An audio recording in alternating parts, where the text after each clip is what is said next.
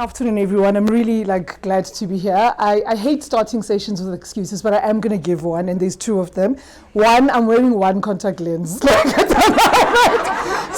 when I do this, no judgment. Let me just understand. And the reason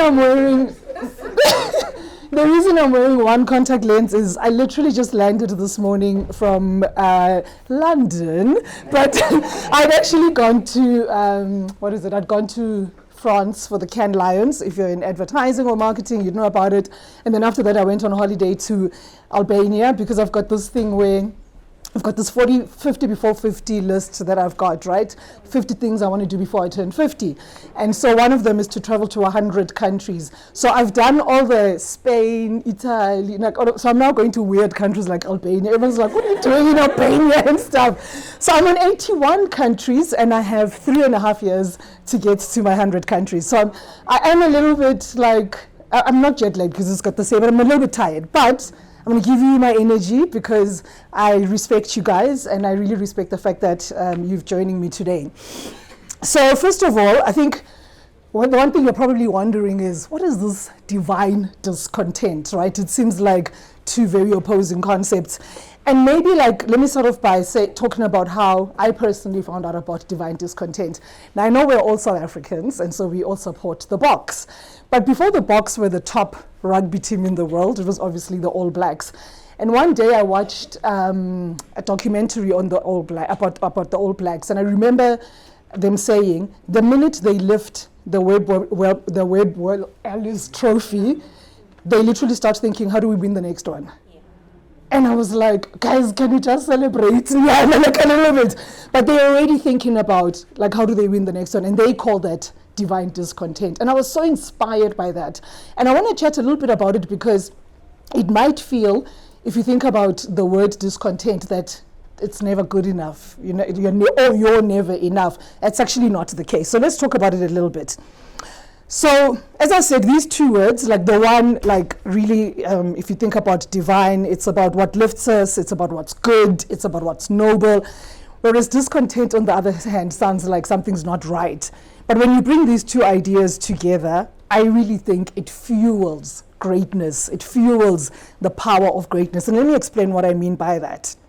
So, for me, when I think about divine discontent, it's actually restlessness. It's restlessness that says, I know that this is good, what I've done. So it's acknowledging that what I've done is good. But there's a voice in me, a quiet voice in me, that whispers, you've done well, now what's next?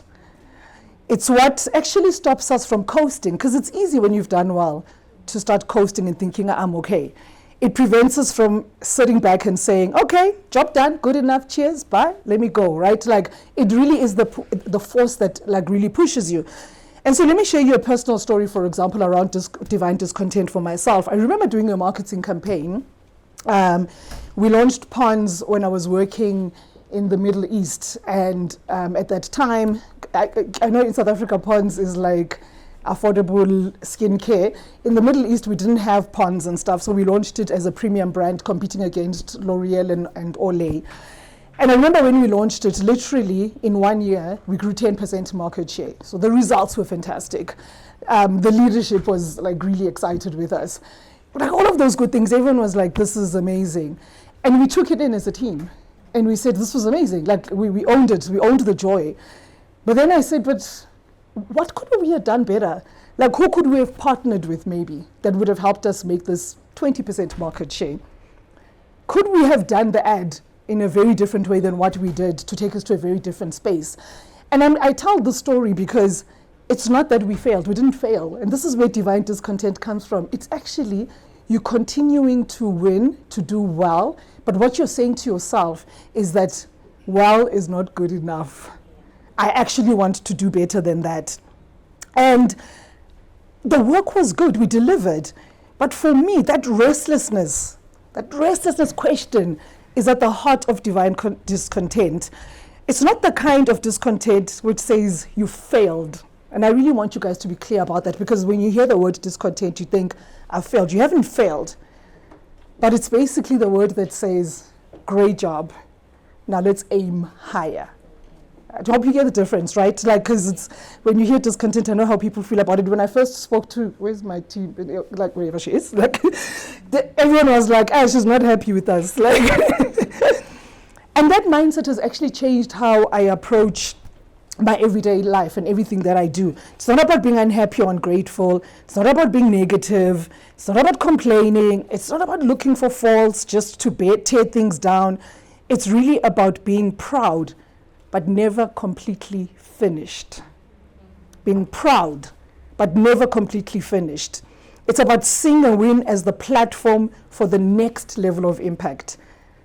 So you've won, yes, but what's your next level of impact? And it's what drives athletes to keep training, even after winning gold. How does Usain Bolt continue when he was like a 100-meter sprinter? You've won gold. You own the record. But you're divinely discontent. And you're saying, actually, maybe I never want anyone to break my record. So how do I continue to, drive that? It's what drives entrepreneurs to be innovative, even after they're being profitable.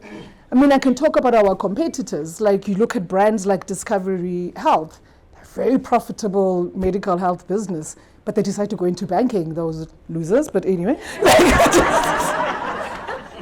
But that's being divinely discontent, is saying, yes, we're profitable, we've done well in this area, but we think we can do even better for our shareholders, for our employees, for society. It's actually what drives leaders to keep improving systems, to keep improving communities, and to keep improving lives, even when things seem okay on the surface. And this is what I absolutely love about it. And let me actually make something clear. It is not divine discontent if it makes you anxious. That's important, because then that's a different thing altogether. Like, then what's pushing you is actually not something that's positive. You're being pushed by a negative emotion. So it must never make you anxious. It must be a restlessness, yes, absolutely. But it's not like, it's not about being about not being happy. It's about having purposeful relentlessness. Then that's important. And that's why, if it's not purposeful, of course you're going to be anxious, right? Because you'll be questioning yourself all the time, like, I want better, I want more.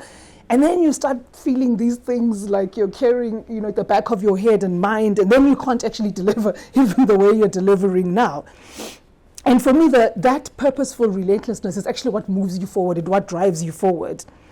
It's the type of mindset that's actually going to set you apart. You guys are young. I don't know where you are in your careers and stuff, but it's going to set you apart in your career and your life. It's what will keep you and what you choose to build. It will keep you relevant. It will keep you resilient. That's the essence. So why does it matter? Not just in theory. I just want to actually just speak about maybe a couple of examples, right? But it matters because the world needs you to drive positive change. So if you're not divinely discontent, how are you ever going to drive positive change? And the world needs us, guys. The world needs people who refuse to settle. The world needs people who want to change things the way they are, even if they seem like they're working. Maybe they're not working for all of us. So how do we ensure that they work for all of us? You're at a point in your life where you're probably already like thinking, you know what, you're hearing a lot of people are telling you you're a great leader. Yeah. You're good. Aim higher, you're doing your best. But what divine discontent does is it takes it further for you. It asks you not to aim for your best just once, but to make it a part of your life every single day. And that matters because it keeps progress alive. And by the way, what I find interesting about divine discontent is that it's easy to fix broken things, right? Like, you see them, this is broken, let's fix it. But what divine discontent does is it actually takes something from good to great. So nothing has to be broken, but it's just that relentless understanding and pushing yourself to say, how do I ensure that I give something a better edge and move something forward? And also for yourself, it actually protects you. It protects you from becoming the kind of leader who rests on one's successes. Because I don't know about you, I always say this to my team. I don't want to be the type of leader who goes quietly into the night after their career And the reason I don't want that is because I'm divinely discontent. I want every year to say, what did I add that was more than the year before? So it keeps you asking yourself, how do you raise the bar? And when you raise the bar for yourself, for your team, for your partners, for your community. And why do we need to raise the bar? Think about the challenges we face as South Africa. If you guys in this room are not sitting and thinking about, and I'm sure you're already making an impact wherever you are, but if you're not thinking about how can I raise the bar on this, we're gonna be in shit, guys, as a country. Like, so we've got to all challenge ourselves about how do I continue to raise the bar. So let's talk about maybe a couple of people, right, who actually display this. So a lot of you guys might know, so I told you, no judgment. Wangari Maathai, she's Kenyan, and I think you'll know the story, and it's funny, before I wrote this, I knew the basic level of her story, which was, trees were disappearing in Kenya, and what would we do, right? We would go and say, guys, can we stop cutting down trees? That's the easy solution, right? Like, let's stop cutting down trees. She didn't do that. She said, let's stop cutting down trees, but also let's start planting trees, right? Cool. Then, in addition to that, she then started what she called a movement, called the Green Belt movement, that not only restored millions of trees, but restored hope. And here's where divine discontent really shines. She won the Nobel Peace Prize for doing this. And after you win the Nobel Peace Prize, what should you do? Guys, I'm out, I'm done, I'm a winner, it's okay. Like, there's nothing more than this, but she didn't stop. She kept asking, how can I empower more women? How can I make sure that the next generation protects this land? So she didn't settle for healing damage. She pushed for something greater, a future where communities lived in harmony with the land and with each other. And this example is, I guess, pretty important for us as a bank, as Nedbank. We're not called the Green Bank for nothing, because it talks about sustainability. And that's what a lot about what divine discontent is about building sustainable communities and systems and stuff, because you're not settling for just average. You actually want more than that. Then I'm going to talk about another example, a personal one. So as I said, I've just returned from Cannes, drinking lots of rosé. Yeah, I also listen to seminars and, do important things, but there's lots of rosé in between. And actually, it's funny, about 5-6 years ago, as a bank, we won our first Lourdes Grand Prix. I don't think there's any bank in South Africa that's ever won a Lourdes Grand Prix. And again, like, I easily could have said, I am good, guys. I see we know a Grand Prix, F&B, what. Like, easily could have said that and stuff. But I said to my team, no, this is great. Let's celebrate it. And we celebrated it, guys. But I was like, but I want a can. I want a Cannes Lion. That's actually what I want.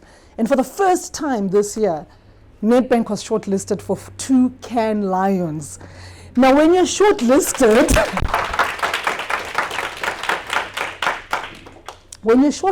so let's take film. Film, the judges get to see 4,000 TV ads from around the world, and they shortlist 30.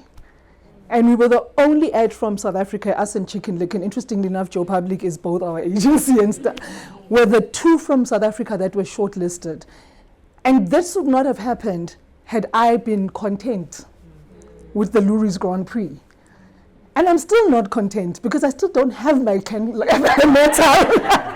Yes, we've been shortlisted, and that's the step though, because that's what happens, right, when you're discontent, is you move forward. Even if it's not exactly where you want to be at that time, you are moving forward. What makes me incredibly proud though as well is for the film that we won, that we were shortlisted for. I don't know if you guys saw our 1976 film, but basically, to other people who don't know, is we went and found families of families who had kids who died in the 1976 riots. And we detailed their stories. Most people know Hector Peterson's story, but actually there's more stories than that. We then took those stories to previously white schools And we said we wanted to put them on their youth honors boards. So if you think about it, when you go to these schools around South Africa, what you'll actually see is you'll see 2024, Khensani Nobanda maybe, then you see 1976, Noble Mabaso. And when we did it, Noble's family is there.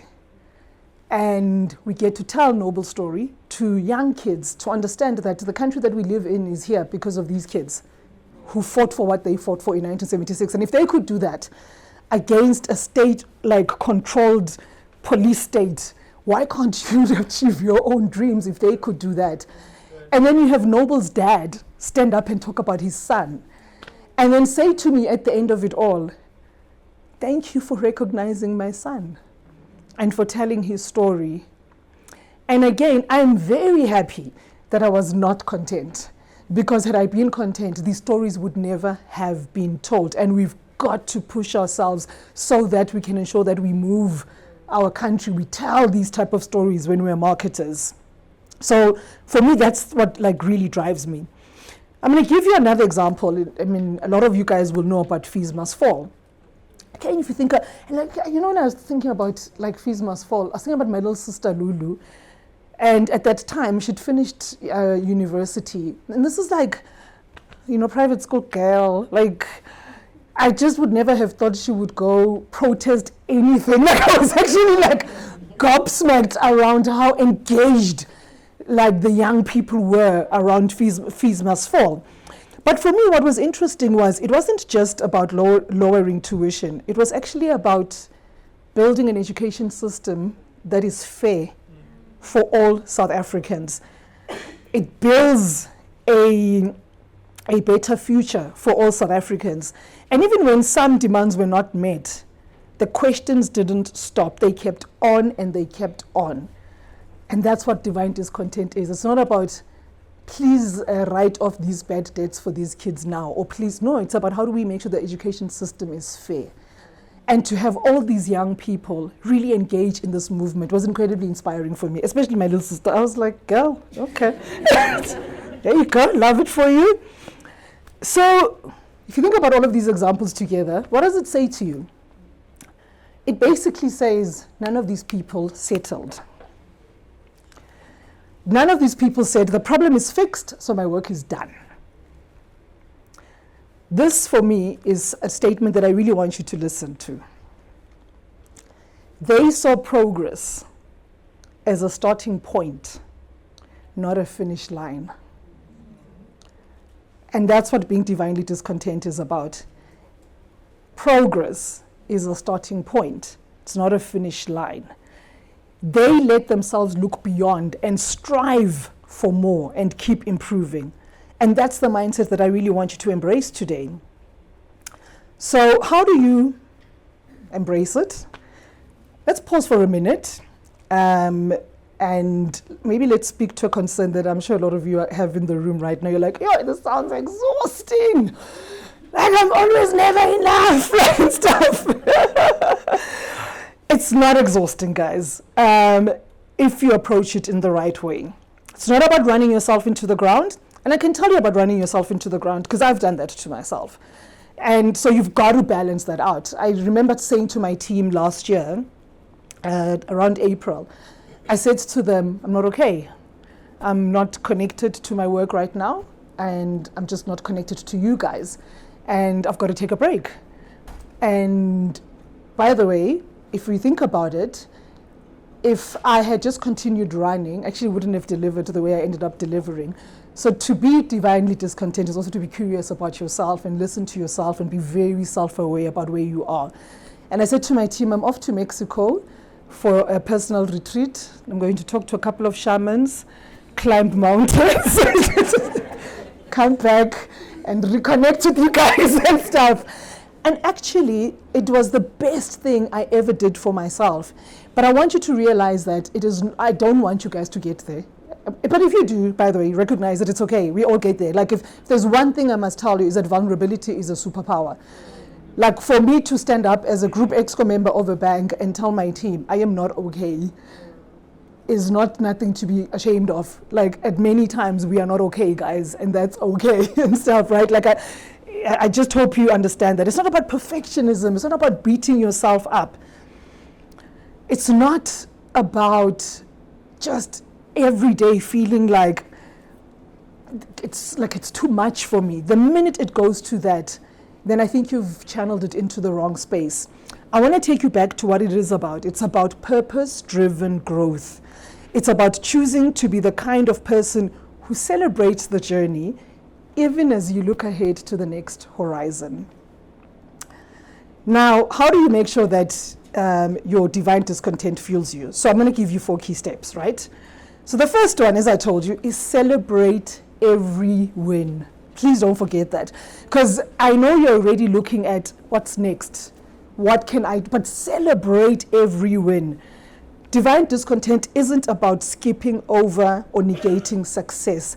I celebrate wins. I've got 4 of my marketing team members going to Brazil in October because they've done bloody well in terms of, from a work perspective, we celebrate them. But I'm already asking, Adisha runs our digital media. Yeah, Adisha, tell me about, so yeah, you've done well, and we celebrate that. Second, make striving a shared journey. It's so easy for leaders to think that they're on their own, and you'll never survive if you do this on your own, whether it's within your community, whether it's within your family. Think about how do you do it with shared people around you who can help you actually achieve what you want to do. Because people come with different strengths, right? And they can help you achieve through those different strengths. The third one is, so that it's purposeful, stay connected to your why. Do you know your why? So I'll tell you my why. One of the things I always say is, my story was never meant to be. My dad is from Soweto. He left South Africa to go into exile. And he met my mom in then Swaziland, Eswatini. And, I grew up in a mud hut. So my mom says mud house. Okay, mommy, but was it mud? Yes, it was mud. So my story was never meant to be. If you think about where my dad comes from, where you come from a government that's not allowing you to get the best education, the best, opportunities, and you have a mom this side whose mom, so my grandmother, was a cleaner at a hotel. There is no way I should be sitting on an exco of a JSE-listed bank. But I am. So what you think is not possible is actually very possible. So because of that, my purpose is incredibly clear. My purpose is to show the art of the possible. And especially to young black girls. Because I want young black girls to understand that it doesn't matter where you start. It's how you finish that's important. So I'm clear about my why. And that is why whenever I think about I'm discontent right now, if it doesn't link up to my why, I go, this is not for me. I'm not going to do it because it doesn't link to my why. And also in your why, think about, the second point that I made around, people who can help you with it. There was a time when, for the last 4 or 5 years, the number of people please mentor me. You guys, I was like, you have got a job, ne? I don't know.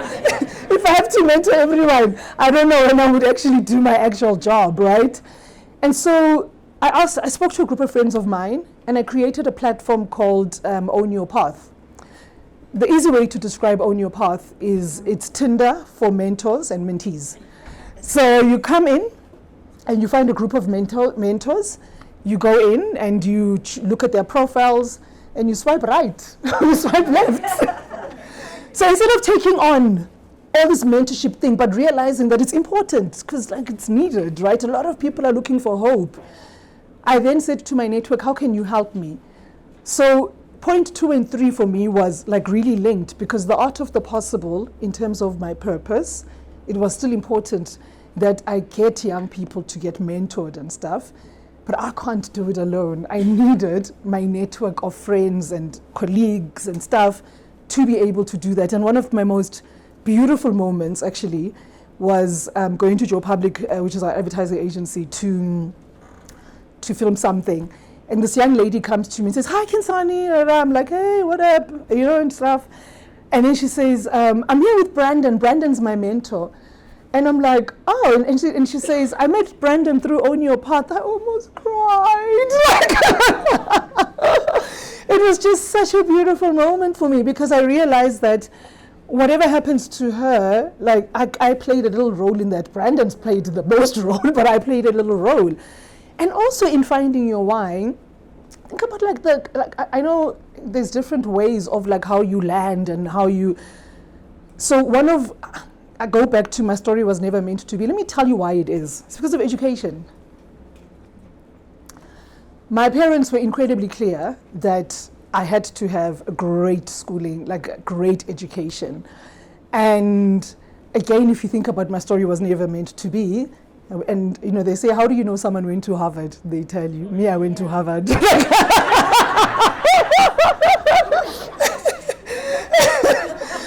But the best thing about the Harvard thing for me was, they have to choose a class speaker at the end, like your valedictorian. And it was a weird moment because, don't cry guys, I promise it's beautiful. But it was a weird moment because my birthday is on the 18th of October, and I was sitting having dinner in Boston, like celebrating my birthday. And my phone rings, and I know it's 2-3 a.m. in South Africa. So I was like, fuck, someone's dead. So it was my husband was calling me. So I walk out, and he says, "Babe, I'm really sorry, your dad is gone." And so I walk back, and it's my birthday in the US. Okay, it's actually my anniversary, because my anniversary is on the 19th in South Africa. And I'm trying to pretend that nothing's happened, right, when I go, because I don't want to spoil everyone. It's like my birthday celebration. And you become so close when you're doing, so I did the advanced management program, and you're together for 8 weeks, sorry. And they immediately picked up and said, "Actually, you're not okay, what's up," and stuff. Anyway, I ended up telling them. So birthday, yapela. And then we went back, and my cousin, fortunately, my dad's older brother's daughter was studying her MBA as well in Boston. So, my guys were like, "Let's call her." But I said, "No, let me tell her." Then we called my mom, and I said to my mom, we had about 10 days left on the course. And I said to my mom, "I don't know what to do. Do I come back? What happens?" My mom was like, "Yay, yay, yay, yay. Your dad has been telling everyone that his daughter is at Harvard." There is no way when you are graduating, my darling, otherwise he is haunting all of us. And in the end, they decided to actually wait for me, which was lovely of my family, to wait the couple of 2 weeks actually before they buried him.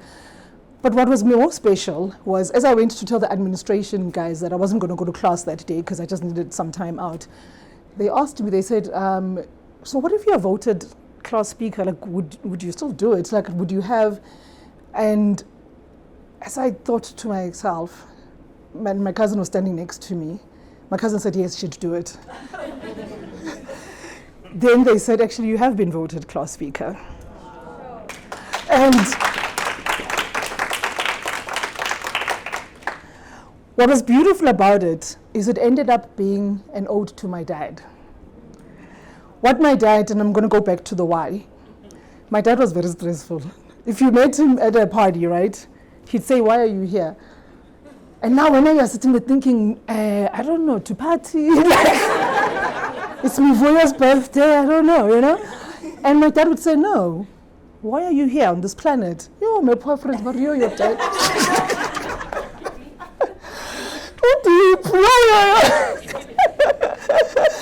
But it's, so to stand up, and it was 177 students from 44 countries when I did my class, my speech. I started off by saying, "Why are you here?" This is what my dad would have asked you. And the way I ended it was to say, when you know your why, please don't let it down.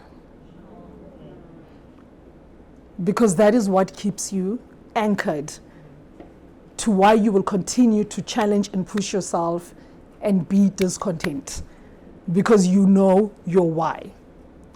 And then I think the last point I would say to you guys is see growth as an adventure, not a challenge. I've worked in so many different industries. I've worked on margarine, Smirnoff, beer, Vaseline, Vodacom, banking, and all of that. And whilst marketing principles are generally the same, how your business makes money is quite important. So how a bank makes money, as a marketer, I need to understand, because I've got to understand how I drive value, like for the bank and stuff. And for me, that level of growth, I did not see it as a challenge. I saw it as an adventure. Like I was like, endowment income, what is that? Like, and stuff. And actually allow yourself, when I recruit for curiosity. The more, like, if the more curious the person is, like that, they seem more interesting to me because I'm curious. And the curiosity is in three ways. Curious about the world. You're a marketer, you've got to be curious about the world. Curious about your business and your brand. That's really important where you can take your brand, but curious about yourself. When do we ever sit and ask ourselves about ourselves? Because the only way we can do that is by giving ourselves the space and time to actually grow. And it's not scary, guys. It's an adventure to learn about yourself. So I would really challenge you to do that. So now, again, I want you to remember that it doesn't mean you're never satisfied. It means you're grateful, you're proud, but you're never finished. And in both ways, finished, guys. I mean, in both ways. And that's a beautiful way to live your life.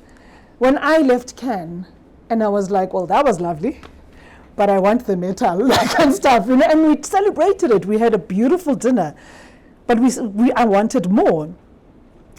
So how do you actually apply this idea? I'm going to give you 3 exercises.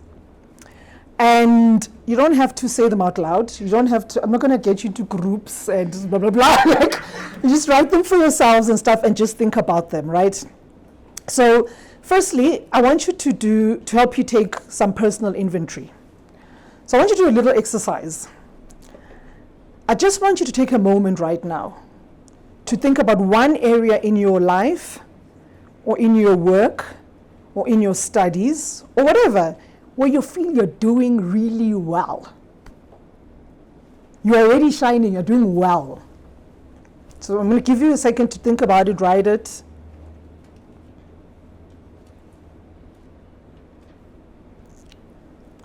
Now you're doing well.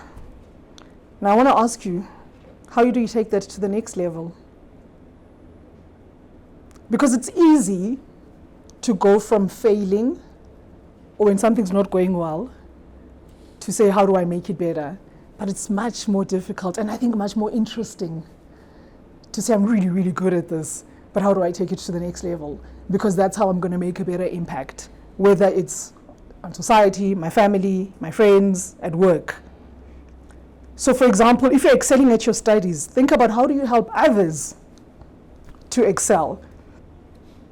If you're a leader, think about how do you lift others. But it has to be something that you're really good at. I don't want you to start off by areas of growth. No.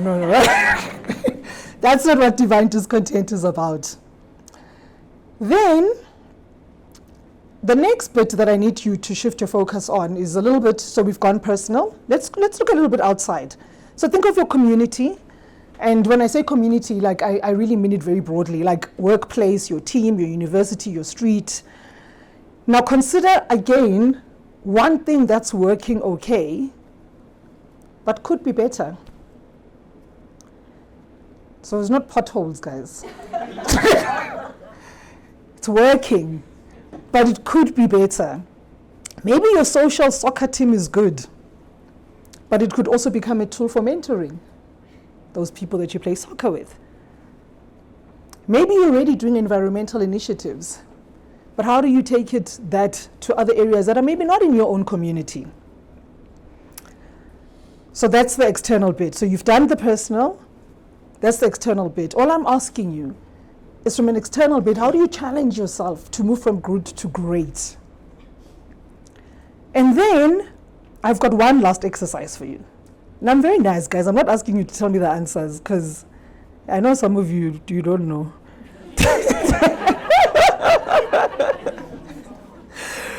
But before the masterclass ends, right, I want you to just like commit to just one next step. You don't need to tell anyone what that next step is. Just decide for yourself. To identify that step, I can give you a question that will help you. Where will I choose to raise the standard of success in my life? Where will I choose to raise the standard of success in my life, in your own life? And when you have that answer, spend a moment thinking about how you can achieve that. And so I hope these 3 questions give you a sense that it's not about what can I do better because I'm not good at it. It is the constant striving for being the best, not settling, but making sure that you do it in a way that does not overwhelm you and doesn't give you anxiety. So as we come to the end of this, I want to leave you with one really important point. Divine discontent should never be a burden, guys. It's not a heavy weight that you carry on your shoulders, forcing you to work harder just for the sake of it. It's a beautiful gift. It is actually the thing that fuels powerful people who want to make a real difference. And I feel like it's people like you who want to make a real difference. You wouldn't be sitting here if that's, I was told you wrote essays, so clearly there's something in you that actually wants to make a bigger impact, whether it's for yourself, your organization, whatever. There's clearly something in you.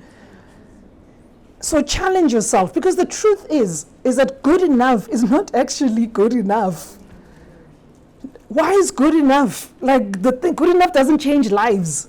Good enough doesn't solve our world's problems. Good enough doesn't make you executive. Good enough just doesn't build the future that we all want to see.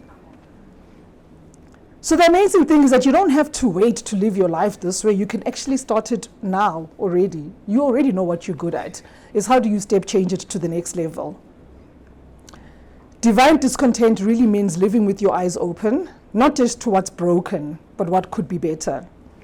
It means you choose to see the possibility and you choose to build. So my challenge as you live today is don't let divine discontent be just an idea that you heard about from this girl at a summit. Let it be about how you think, how you act, how you show up. Because the world doesn't need people who settle. It needs people who choose to keep growing. It needs people who choose to keep building. It needs people who keep pushing each other. And I truly believe that you guys are those people. Thank you. Thank you so much. I just want to say you're so cool. I've been following your career, and I think you're just so cool and it's so effortless. So thank you. My question for you is 2-in-1. And it's something that I'm struggling with personally, and it's something that I've somewhat always wanted to ask you in particular. So 1, as a leader, how do you remain so grounded and so authentic, yet so assertive, and still smash the goals, right? 1. And then the second question is, how do you overcome imposter syndrome? And I think this is something we deal with a lot, especially as women, and women who want to fill those seats of leadership. Thank you. Yeah. So, when was it? In 2010, again, no one must cry, guys, but there's moments that happen in your life, right? In 2010, I was working in Dubai. I was looking after skin for Africa, Middle East, and Turkey. And I worked there for 3 years. The first 2 years was incredible. I was killing it, yes, oh good. Then I got a new boss. And nothing I did was good enough for my new boss. It didn't matter. As I talk about divine discontent, right? For example, we launched something for the Saudi Arabia team. It did really well. He didn't even give us time to celebrate. He didn't even say, well done. And that for me is not okay and stuff. So nothing ever was good enough. I give him grace now when I think back, because he wanted to be the global Unilever CEO. So he had his own ambitions that were driving him. But I remember coming back for the World Cup, just at the beginning, and I said to my 19-year-old brother, I was really unhappy. Like, I literally used to see my TV ads and fast forward them, like I was really in a bad space. And I said to my brother, I really hate my job. And he said, I resign. I said, Joanna, you're 19, what do you know about resigning? Okay, let me just, And unfortunately, a month later, he was actually murdered. And it was such obviously it was painful for the family, but it was a gift because I quit. And I literally was like, you hate your job, you do all of this, and then you die. Like, this is not the life I want for myself. I was lucky enough that I had the opportunity to have a 6-month sabbatical. Unilever was amazing, by the way. They said to me, take a break, we'll have a job for you when you come back. I was like, I don't even know if I like marketing, guys. Can you just leave me alone, right? And in that time, I decided what I wanted my work life to look like. So I decided that if you don't accept this one, Kensi, then I'm not for you. And it has happened where a particular company did not accept me the way I was. So I said, cheers. Because, for me, I find that the more authentically me I am, the better work that I do. You get the best out of me when you just allow me to be authentically me. And you've got to assert yourself in that space. Like, so the first thing I do, for example, like going for my first interview at the bank, you must see my tattoos. I must swear in the interview. You must know what you're getting. Like, don't be surprised now in the boardroom. You come in wearing long sleeve tops, and then next thing, she's got tattoos everywhere, and that kind of stuff. So you've got to, I show you immediately in the interview who you're getting, so that by the time I come in, you're not surprised and stuff. And I remember the day, a little bit of a side note, when I was joining Nedbank, I was actually joining in a level lower than me. And I was joining in September 2017 or 18, I can't remember. And I was meant to report to Tulani. And then Tulani calls me before I start and says, I've resigned, I'm going to Standard Bank. I was like, and then who's going to be my boss, And then I was like, because I'm divinely discontent, I was like, actually, I'm going to apply for his job, guys. I hadn't even started. And I remember telling my mom was like, you want a promotion? You haven't even started at the company. I was like, I have nothing to lose. I was already happy with the job that I was going for. And I threw my hat in the ring, and I started in September. Literally in January, I'll never forget it, Mike Brown was the CEO at that time. And I'm a massive sports fan, particularly football, but just a general sports fan, and massive Liverpool fan, Amen United there. And I happened to be at work wearing, I'm not kidding, shorts, a Liverpool top, and All Stars.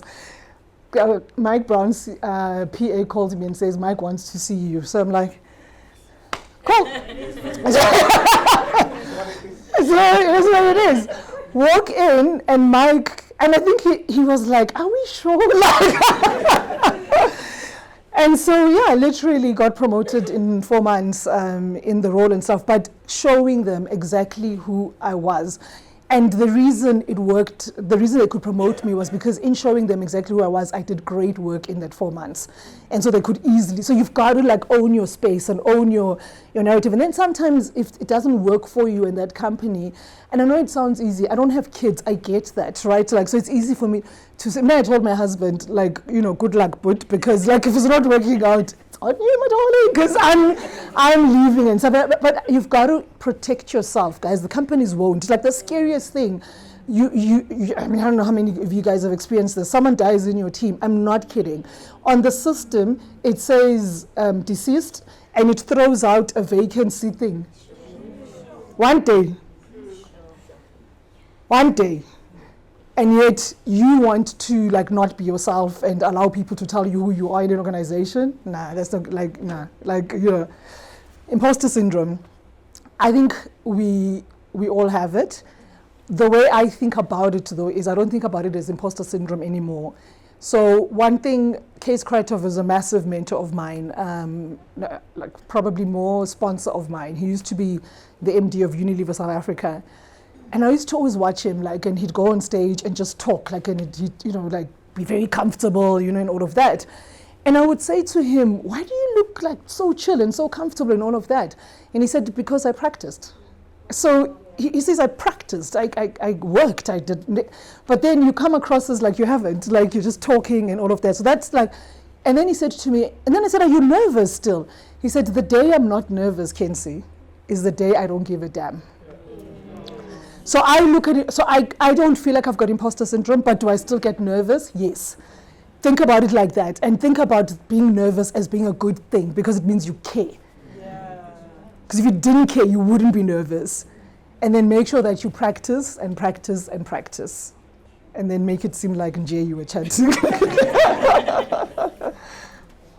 Thanks for that. Next question, and then there was someone at the back who also had a question. Oh, that there, okay.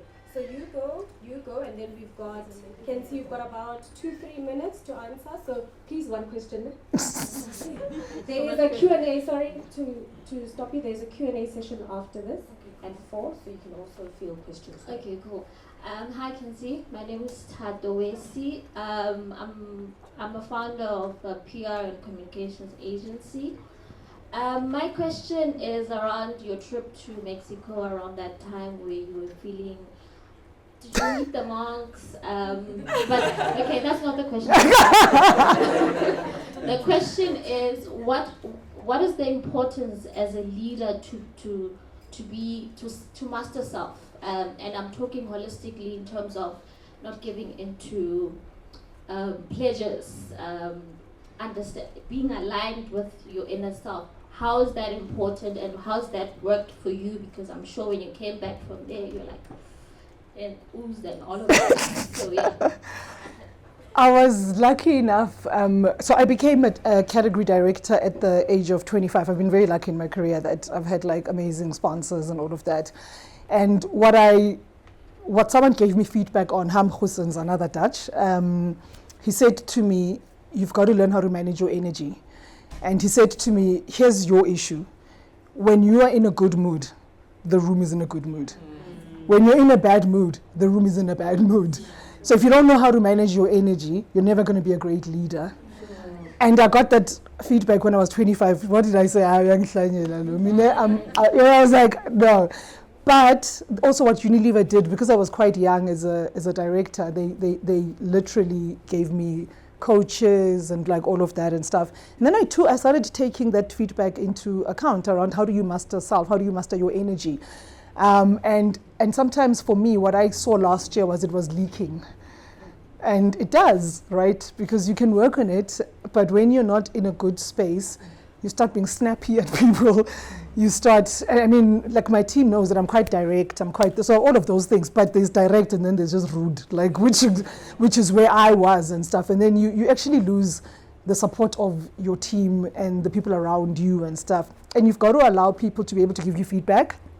I've just had a situation, I don't know if we was here, with one of my execs who reports to me, and I'm having to deal with it directly because I realized that how I was showing up, I'm very irritated with her, and I was showing up as very irritated with her and stuff. And so I realized, she actually sent me a long WhatsApp about, I feel like, and then I said, actually, you know what, you're right, let's talk. So we have the courage as well to have difficult conversations around, because, yeah, like it's you're not perfect, you know what I mean? But you also have to be respectful of people whilst they are respectful of you as well. So just understand, for me, it's like, yeah, it's how I manage my energy. And something one person once asked me, they said, how do you manage your team? Because I said, I don't manage my team, I manage myself. Sure. And when you think about it like that, everything falls into place. My name is Pear, and amongst other things, I run a non-profit. And, you know, win an award here and an award nominee there. And my struggle is I fall on the other side of the extreme, which is the discontentment side. So how do you actually sit in the celebrating what is, as you then look forward to what's ahead? Are you clear what your purpose is? Yeah. So how do you not celebrate it in the context of, I'm working on my purpose? What stops you? It's like, oh yay, and then, okay, let me do, there's more people to impact, there's more work to be done. And so, But if that's linked to your purpose, how does that not give you energy? Because if it's linked to your purpose, it should give you energy. It doesn't mean it's easy, but it should give. And so I would challenge you and say, are you clear about your purpose? Because if you keep on doing these things and they're not giving you energy, and you're not enjoying them, and yes, always think about what's next. Maybe you've got to re-articulate your purpose, maybe. Because if it's right in your purpose, I can tell you, you will enjoy it, even as you're thinking about the more people to impact. So that's the challenge I'd give you. Hi everyone, I'm Ria. I wanted to ask, how do you keep your eye on the why? Because life tends to throw so many things. You may even experience burnout at work, and there's just so many things going on in your personal life. So how do you maintain that, keeping your eye on the why? Yeah, so I've got a really good network. So and I'll give you a very simple example. On the plane, so at Heathrow, I had 4 or 5 hour layover, and I just sat there, poured myself some champagne, and started doing email. Poor Mivuyo, who's my strategic executive assistant at the back, got blah, da, da, da, da. So I know, I don't take everything myself because I can't. If I did everything myself, I'd never be able to get anything done. It's literally that simple. So you've got to use your network and your colleagues, your friends, your family, you've got to be able to use it. And that's why I was speaking about the mentorship platform. For me, it was important that I'm making an impact, but I can't do it. So I found a way to do it without draining myself. So you've got to just think about ways of loosening yourself and giving yourself some room. I also have this thing called work-life integration. So I don't really think about it as work-life balance. I've got no problem with sitting on a train from Champagne to Bordeaux while I'm on leave and working while I'm drinking wine. I've got no issues with that and stuff. At the same time, I can at 2 p.m. be shut guys, I'm off for champagne, I'm out. You know what I mean? So I think of my life as more around delivery of what needs to be done versus 9 to 5, even though I'm employed in a. So you've got to take a step back and actually just think about how do you manage your life in a way that allows you to be able to, not get drained and all of that. And I can tell you, beyond all of that. I mean, I established a foundation. It's called the Alex Foundation after my brother who passed on. And one of the biggest reasons I did it, he was studying animation at Open Window. And I remember when he said he wanted to study animation, my parents were like, animation? And it took me to convince my parents to pay for him, right, to go. So after he passed on, what I did is establish a foundation where we raise funds to pay for kids who go to creative schools, because a lot of black families are just no, we don't know what you're on about and stuff, right? But in doing that, again, I didn't do it on my own. I actually got friends to help me. I had a friend recently who cycled and raised about 100,000 rand, which is going to pay for a student. And so you've got to find your network of people who help, whether it's at work, whether it's, even an easy one. My husband makes me a cup of coffee every morning so that I'm not thinking about making coffee. So just I think you've just got to figure that out for yourself. But you're not always going to get it right. And when you don't get it right, don't be hard on yourself, please. Don't be hard on yourself. Just be this is what it is right now. I'm not okay. And, go do what needs to be done. You don't have to go all the way to Mexico. You can I wanted to see shamans, so, But you can do it for yourself and take a step back and don't be shy to say, I'm not okay, guys. I just need a little bit of space to figure stuff out. Well, And thank then a you. gift that you have for two of the people who ask questions. So if you do want to select. Now I'm my favorites. I'm gonna give her because I've given her homework. This is for you. Thank you. I really hope you. You will. Do you support Liverpool? There you go. Thank you so much, Khensani.